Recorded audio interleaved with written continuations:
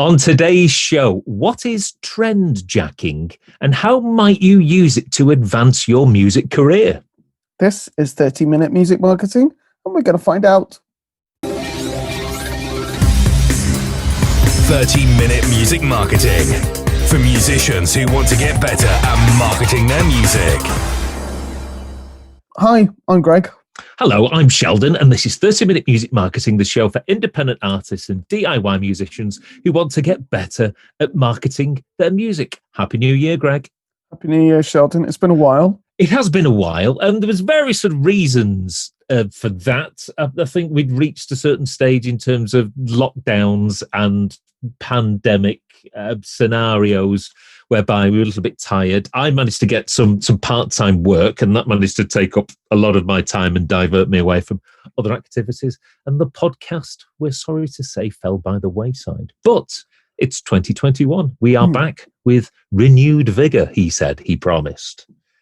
In fact, there was even an episode that we recorded prior to us stopping that we didn't even get out. We still got that actually, in the can, Greg. That is still on this hard drive of this. Oh, that's all right. Then that's 1 week. We can put our feet up and just maybe record a new introduction. Yes. So we're back for 2021. The way the world is at the moment, things are going to be a little bit topsy-turvy for a few more months yet. So I think we've got a better outlook as to what we can and maybe can't do over the next 6, 9, 12 months. So I think that allows us to put our music making activities and possibly marketing activities into at least some sort of perspective. Yeah. So we're back on it. Helping you lot and advising you in your music marketing. I think the first 3 episodes that we've that we've got lined up for the start of this year relate to a lot of the experiences in terms of music making that I had over the festive period, and also that one of my music making colleagues has had. I'm going to ask him to come on the show because he had a top 5 UK chart smash as an independent artist, and it'd be fun to. As long as we bleep out certain words to figure out. Yes, we've got a challenge ahead of ourselves there. We have, but we like challenges. Today's episode, which relates to trendjacking, directly relates to one of the side projects that I undertook over the Christmas period, and myself and a colleague created a piece of music and a video to accompany that piece of music, and the video got just shy of 400,000 views in a matter of a few short weeks. How did we do that? We used trendjacking, Greg. Yes, you did. Yes. So I have yet to fully wake up. So yes, you did. It was quite funny. The comment section, you could literally write a book out of. That was one of the most entertaining parts. So, Colin and Sheldon, what actually is trendjacking? Well, in order to give you a clear and accurate definition, I've written it down on a piece of paper, and I'm going to read directly, and it says, a method of gaining free exposure by hijacking a popular trend. If you want to put it in layman's terms, Greg, it's jumping on the bandwagon of the trend and using the exposure that the original thing is getting in order to try and help and promote the music that you're doing. So, what was the trendjacking that you were? What bandwagon were you jumping on? What bandwagon was I jumping on? Well, around about Christmas time, there are some what we'd probably call landmark Christmas television advertisements. It's very much a tradition in the UK that popular stores, popular retailers create almost the equivalent of event television, but in the adverts, making a Christmas advert using a cover version of a popular piece of music and creating an advert which is a significant landmark in popular culture, so much so that people can't wait to see this particular album. It's like when Beyonce drops an album. It's I can't. People might be constantly searching for it, hoping to catch it the minute that it goes out. So myself and one of my musical colleagues decided to do a musical side project and create a spoof version of one of these adverts. So we created our own custom cover version. We created, using library stock footage, a video which was a fake version of the advert, which could almost sort of just accompany this particular song as a sort of a standard music video. And our idea was to try and jump on and take account of all the search traffic for that advert and try and use that traffic. And because we were able to publish our song and our video a good 7 days before the actual video came out, we had 7 days worth of people searching for what they thought would be the original advert, getting instead to watch our music and advert, and jumping on that particular bandwagon in the process. Now, because we used what we thought were the right search terms in the meta tags on YouTube, we were trending number 2 on YouTube. I've told you about this before, and I think we might have mentioned it on the podcast. There's a free Chrome plugin from the people called vidIQ.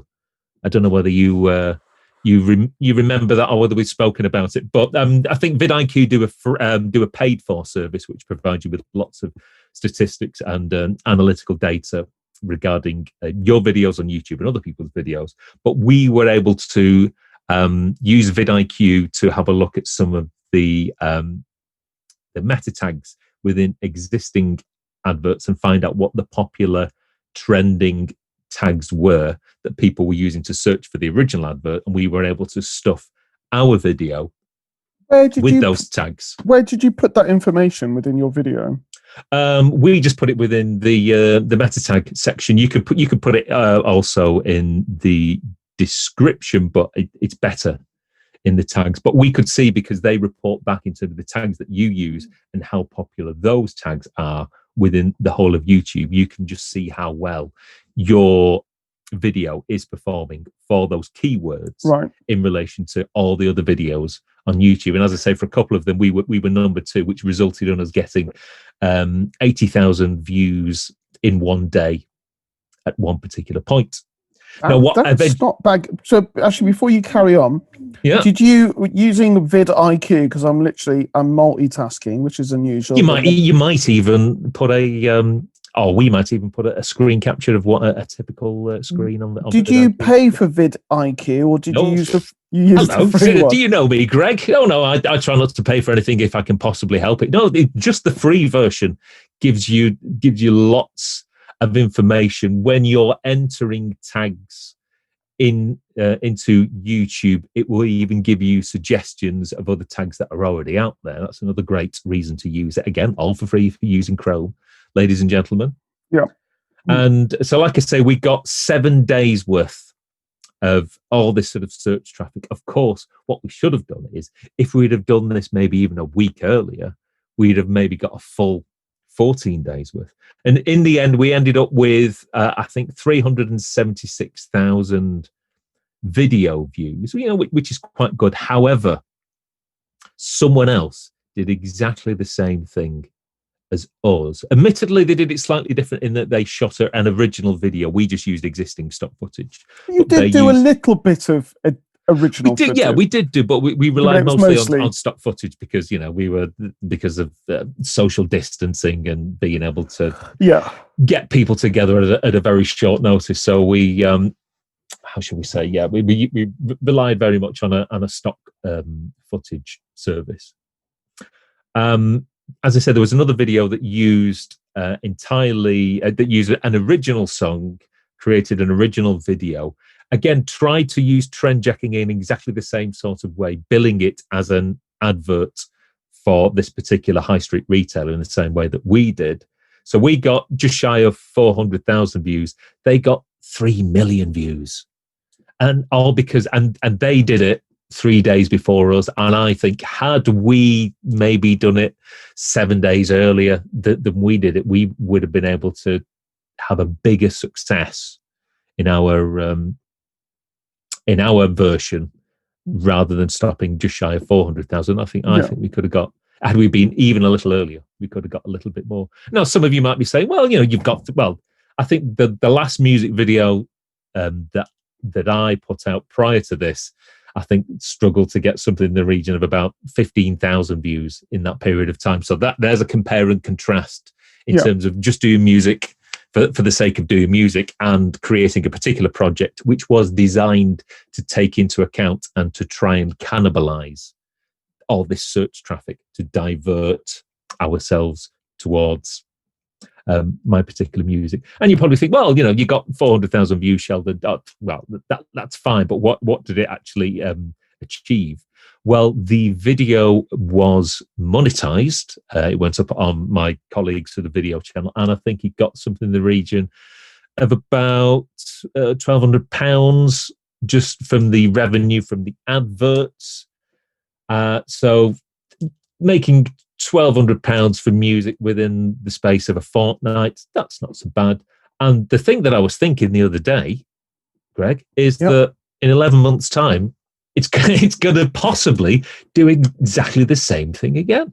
It's possible that, that it is is perennial the right word that I'm looking for? I have no idea. Perennial, it may well be. It might sort of refresh itself, and we may be able to do the process maybe with a slight sort of tweak on the thumbnail and maybe of the description. We can try and sort of refine that and learn from that.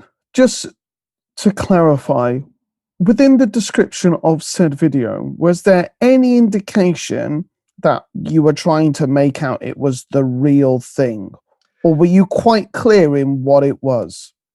We were, in terms of the title and in terms of the description, we were quite clear that this wasn't the real thing, but we were making references to it in such a way that if people didn't read properly, and we all know, Greg, that people are very hesitant to actually read full titles and read descriptions. Yes. So we were taking into account the fact that people lead busy lives and maybe they don't read things as much as they should do. You're being very polite here. I'm being very polite, and people just sort of click through, and quite a few people were, shall we say, disappointed that it wasn't the real thing. But again, we were basically just using this as an exercise just to see if we could, I won't say fool people into thinking our song was the legitimate advert, but just to see what would happen if somebody put up and the thing is, it was almost like an inappropriate song to use for such a festive occasion. We were basically, what's the word? We were punking / pranking the general public, but trying to be humorous also in a similar sort of fashion. So we were basically just having a bit of fun, but got a lot of views and earned quite a bit of money in the process. Are you actually going to say what song it was that you did? No, I don't think that's particularly relevant, because what we're going to do now, Greg, is we are going to give the viewers and listeners at home maybe some ideas as to how they might be able to use trendjacking within their own music making activities. And I suppose that would that's what the guest that Mr. K, as you call him. Yes, I need to. Once this episode is up, I'll be able to say, would you like to come on our podcast? I'm sure he will. But Mr. K took aware of everyday trends on Twitter, didn't he? He certainly did, and as we will see, he took into account the mood of the nation. But right, so the first thing I would do is, if you're a Twitter user, and I'm sure if you're a musician, you are a Twitter user, is to have a look at the trending topics that are there every day on Twitter. I think there's 30 trending can't even say it. That's very trending topics. Let's go all received pronunciation. So have a look at what is currently trending at this moment in time on Twitter. Have a look at those topics and see whether you've got anything in your back catalogue that references those topics. in any way. So I think it was either last week or the week before. Vitamin D was trending because they were saying that people should take like vitamin D supplements because we're not really going outside enough in order for our bodies to make sort of vitamin D. So if, as a musician, you've got a song, say, be about vitamins, that might be an ideal opportunity to do a nice little cheeky tweet and do I see hashtag vitamin D is trending. And it now might be a good opportunity to for me to mention my vitamin songs and either link to it on the Spotify or link to the sort of YouTube video. And when people search and look through those trending topics, they will see your particular tweet, which references people to your streaming link or your video link. And you might even want to do that if it's a popular trend, maybe a couple of times throughout the day, because these trending topics do tend to have lots of tweets in the conversation. So that's sort of using your existing back catalogue. And I certainly find myself quite surprised at the amount of things that are trending that I'm able to force my band's back catalogue into. But rather than sort of rely on your back catalogue, you could actually create content which takes into account many different types of trends. So, for example, there are seasonal trends. So when I think about seasons, we talk about Christmas, Greg. As a musician and an artist, you can you could create a Christmas EP, a Christmas album. Therefore, the music that you're making becomes more relevant to more people for that particular period of time. Don't just think about Christmas, Greg. What about, I don't know, Easter for our American cousins? You could do some sort of Thanksgiving Halloween. EP. Halloween, ABBA recorded Happy New Year. So as people bring in the new year, no doubt. Yeah. It's not one of their bigger ones, but they were reaching the end of their songwriting sort of prowess. But you're not going to tell me that the streams of that particular track don't spike up. Yeah. At the end of December, beginning of January every year. You could record summer songs. You could record winter songs. Greg, you may remember that in the UK, Rihanna was #1 for a period of 9 weeks in one of the wettest summers on record. You're not telling me there's not a correlation between the two? Yeah, well, that's a good point. I mean, it's wasn't that like one of her first singles? Oh no, she was quite established by then. Okay. But I think that's what took her into certainly in the UK at least, into the stratosphere. icon. Yes, she was promoted into the much bigger league thanks to that. So there are seasons that you can take into account. There are specific events. You could record a record for maybe your local football team if they're doing particularly well. Lots of artists and musicians. I see on your notes you say Football World Cup. You could do a World Cup song if you actually, to be honest, haven't you don't we know someone who's possibly done a World Cup song and also a song to do with the Olympics? Yes, indeed. Yes, that's me. I've done all those things in the past. Trendjacking to the end. So, but it could well be a quick song that takes into account current world events or anything that's in the news. Goodness me, Greg, there's a lot of things in the news.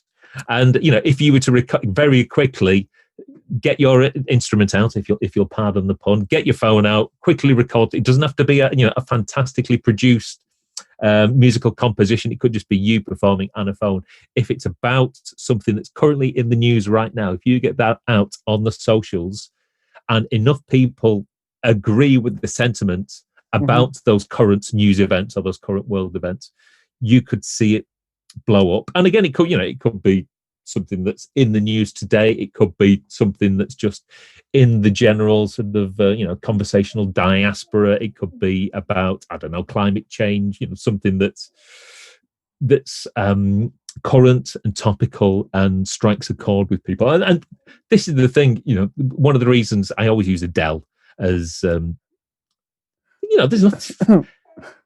Adele is tremendously successful, and the reason is that her music and the sentiment within her music strikes a chord within her listenership. And if you're finding that your music isn't striking a chord, maybe you need to alter the sort of things that you're writing songs about in order that they do resonate with possibly a new audience rather than your existing one.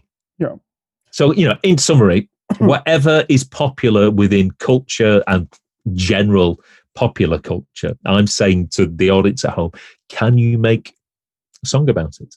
As as a final example, there's an Irish musician called Gavin Dunn. His artist name is Miracle of Sound, and what he does is he creates songs that are based on popular TV series, popular computer games, films, anything that's might be once referred to as maybe geek culture, although as we know, geek culture is now sort of popular culture. Mainstream.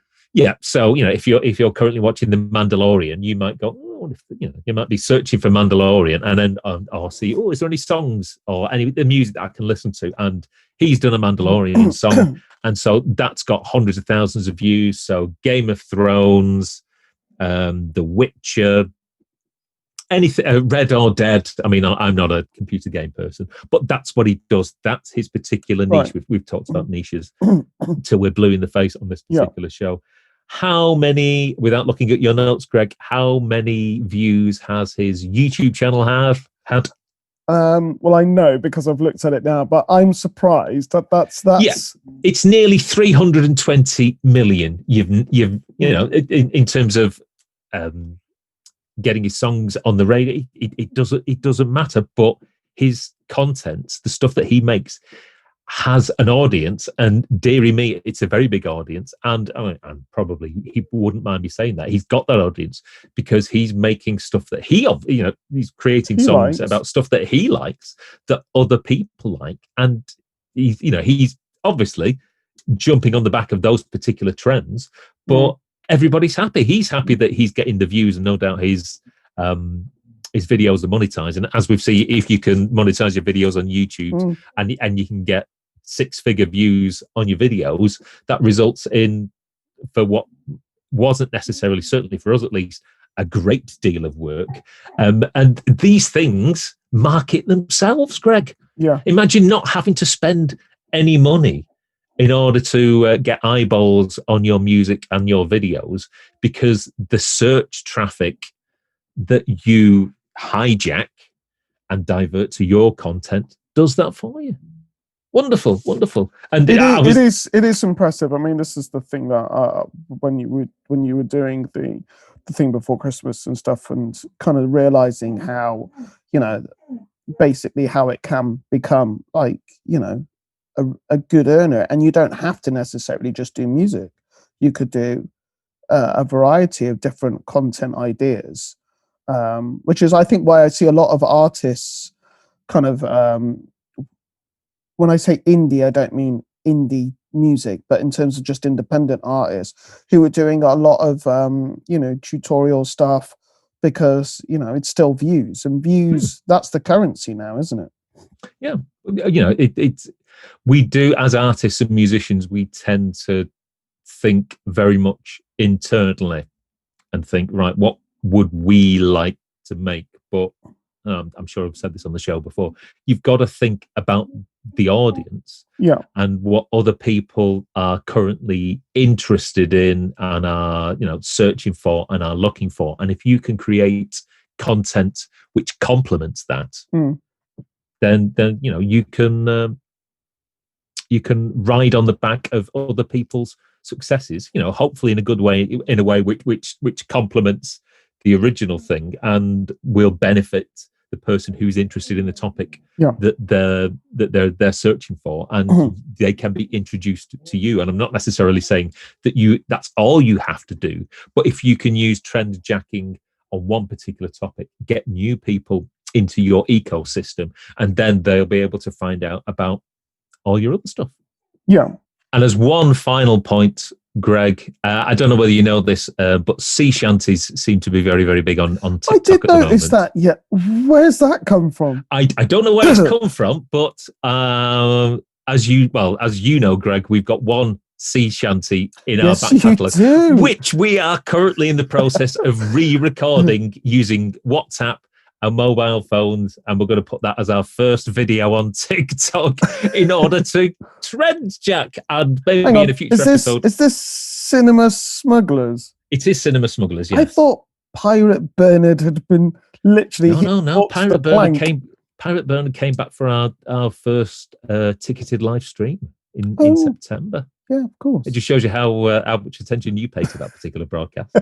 you were probably outside having a packet of crisps at the time. So yes, so we are continuing with I'm continuing with Trendjacking, and maybe once we record, I'm trying to expedite it as quickly as possible, because I don't know how long it's going to how long that trend is going to be trending for. It reached the broadsheets yesterday in terms of when we're recording this, so I want to have it online for tomorrow morning, as the morning that we're recording this, just to see what sort of impact we might be able to make. So if will you come back with the feedback and the results? I will do. It might not necessarily do anything, but we're only recording it a cappella over WhatsApp, so other than my time and my other band members' time, it's not really costing us a great deal. And it's very lo-fi, so it's WhatsApp video, so it's quite a low resolution, but we're just moving fast. Move fast, break things. That's what they say in the world of technology. So that's what we're doing. So that's Trendjacking. If there's anything that you would like us to discuss in the 2021 season of 30-minute music marketing, stick a comment below, smash the subscribe button, ring the bell, whatever all those young people say. Tell your friends about us if you're music makers. Tell them that we're back, and we're going to be rabbiting on about marketing for independent musicians in 2021. And as we say, if there's anything you would like us to discuss and give our comment upon, I think this year I'm going to be trying some new things in terms of maybe advertising to Spotify and see how that gets on. We will see where the year takes us. It's great to speak to you, Greg. And you, Sheldon, and it's good to speak to the viewers and listeners back home. Thanks very much for spending your time with us on the show. We will see you again next time. Take care. Bye.